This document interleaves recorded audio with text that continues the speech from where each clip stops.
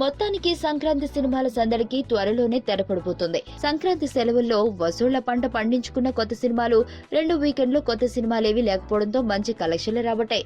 సంక్రాంతి రేసులోకి ఆలస్యంగా వచ్చిన శతమానం భవతి మిగతా 2 భారీ సినిమాల కంటే ముందు లాభాల బాట పట్టింది. అయితే భారీ బడ్జెట్, భారీ బిజినెస్ జరగడం వల్ల ఖైదీ నంబర్ 150, గౌతమిపుత్ర శాతకర్ణి ఇంకా బ్రేక్ ఈవెన్ కు రాలేదు. అయితే అది కష్టమైన విషయం కాదు. ఈ సినిమాలపై బయర్లు పెట్టుబడి దాదాపుగా వెనక్కి వచ్చేసినట్లే గానీ ఎంతవరకు లాభాలు అందిస్తాయన్నదే సందేహంగా మారింది. ఖైదీ నంబర్ 150 కలెక్షన్లు 2వ వారంలోనూ బాగానే వచ్చాయి.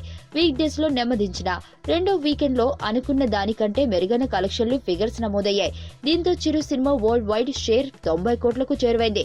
ఈ సినిమా హిట్ కేటగిరీలోకి చేరాలంటే 92.5 కోట్ల షేర్ రాబట్టాలి. అదేమంత కష్టం కాకపోవచ్చు.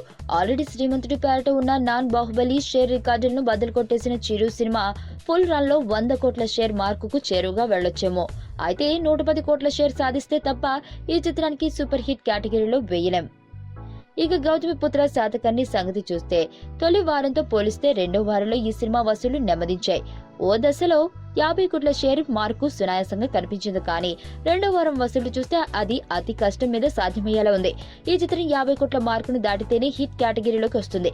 అయితే ఫుల్ రన్ లో దాదాపుగా ఆ మార్కుకు చేరువగా ఇచ్చి బ్రేక్ ఈవెన్ తో బయటపడొచ్చని అంచనా వేస్తున్నారు.